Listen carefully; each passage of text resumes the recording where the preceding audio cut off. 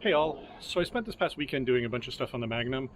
The footage of it is kind of erratic though. I was having some camera issues, I was having some tripod issues where the tripod was slowly falling over and the camera would then end up pointed at the wrong thing. And it was super hot some days, just stuff like that. So what you're going to see now is going to be me running through what all happened and what I got done, interspersed with footage when I do have it. So this will be a little weird and erratic. You'll see me in different outfits and stuff like that. You'll see some of it was filmed at night. So just take it with a grain of salt. That's what I've got to work with. So this is what you're going to get for the edited video. But yeah, let me take you on a tour of what has gotten done, what hasn't yet gotten done, what new problems I've arrived at, and things like that. So as far as the interior is concerned, I've replaced that clip up there. So now this is properly retained. I've replaced the center console, and I'm going to follow this quick update with footage of me putting that console in so you can kind of see what a mess that was. You'll also see in it me installing my new shift knob, which is a lovely green pearl. Basically, I hate the plastic and fake vinyl leather ones. So this was the nicest of the cheap shift knobs that I could find that had the right thread pitch for this car. And in addition to that, I have something that I forgot to mention before, which was that the loop for opening this seat was missing. So I had to get in there with a hook and manage to unhook the seat so that I could remove this. And then the little adjuster piece that it attached to was gone. So it's actually now hooked in a different place than it originally was, which required partially disassembling the latch. But this seat now opens the way it's supposed to.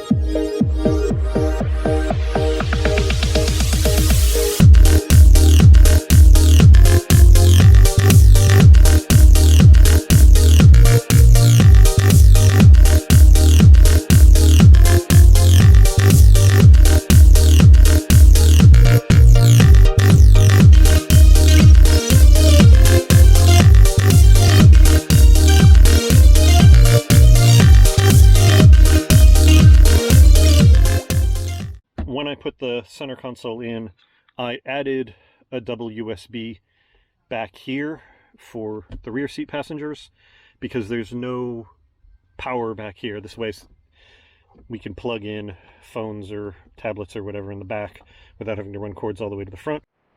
The passenger mirror that I was saying wasn't working, I got the replacement, I installed it, still didn't work, which meant that it was either a wiring issue or a switch issue. So I pulled the switch out, I got another one from the junkyard. This one, which is the original now, the left side works, the right side doesn't do anything. The one I got from the junkyard, the right side still didn't do anything, and the left side just permanently tried to push the motor up. Like if you turn this to the left, it would just tip this mirror up and then it would go as it hit its extreme. So I put the original back in so I have at least half the functionality, and I've ordered a new replacement one because obviously there's must be a problem with these. If this one's bad and the junkyard one was bad, I wasn't going to just keep fighting my way through different junkyard switches. Back here, I replaced out this piece of trim with one from the junkyard because this one was all ripped to hell. I put new shocks in it. I had a disaster when I was doing that, where I had the hatch propped up and it fell and pinched the old one. And you can see now there's a little dent here and the paint is all chewed up here. So I'm gonna have to fix that, but the car's so messed up paint-wise, I don't really care. I tried to find a light. The two Magnums that I found at junkyards, both of them, this light was already damaged. So that was a bummer. Turns out, I thought the plastic unit slipped over the metal, but turns out the metal piece was actually part of the old wiper and it's stuck very thoroughly onto the old shaft. So, damn right I'm going to have a problem getting this off. So I think what I'm going to do is put the nut back on and have a wrench on the nut and then grab this with a pair of channel locks and see if I can crack this knurled bit loose so that I can get the new one on, because right now obviously that's not working. But we'll see.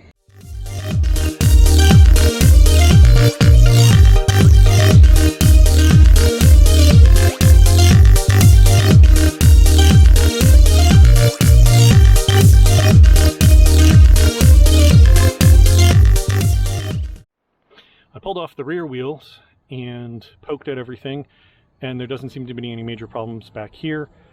Obviously it needs the rotor and pads done, but I've got those. It's just a matter of getting in there and doing them.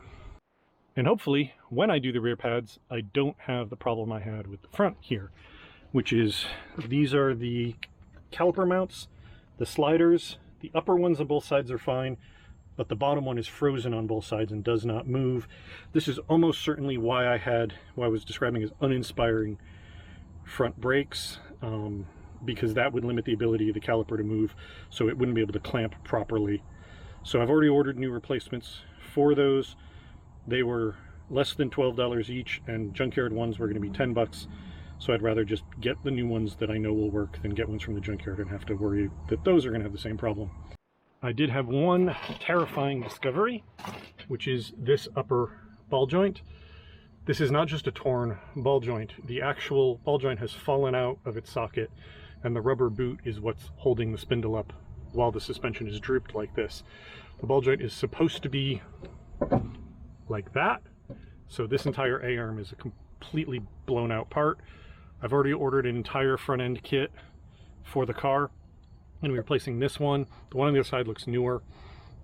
None of the other suspension seems to have major problems, but it was not a significant enough difference to not be worth just getting everything, so that if there's any other problems I find, I have the parts for it. Whether I'm going to do all the suspension right now or not, I don't know. I may replace this obviously damaged part, go through inspection, see if anything else fails the inspection, and go from there. And if nothing fails, plan on doing the suspension down the line.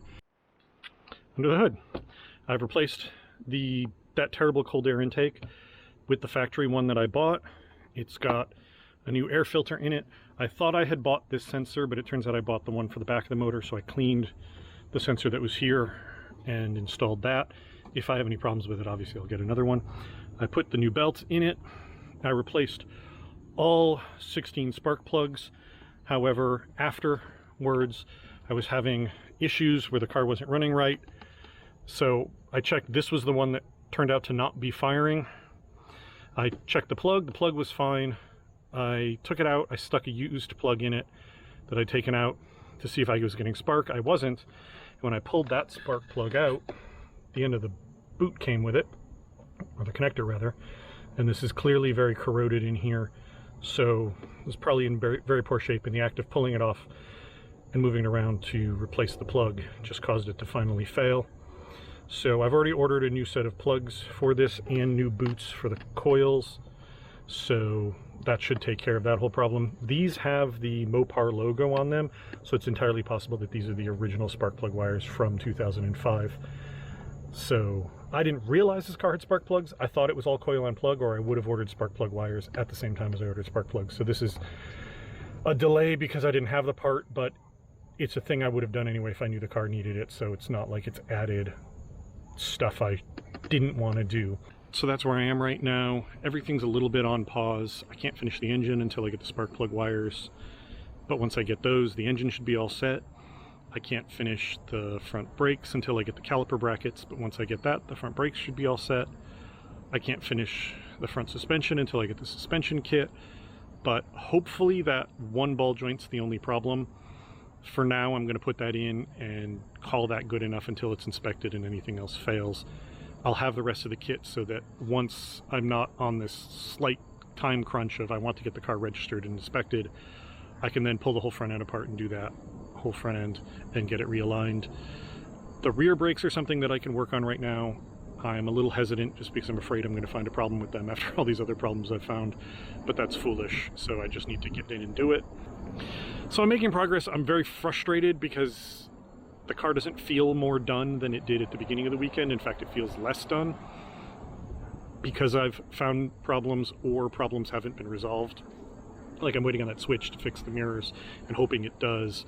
I'm waiting on the wires to fix the end, you know, blah, blah, blah, blah, blah. Anyway, I am making progress. The car is getting better.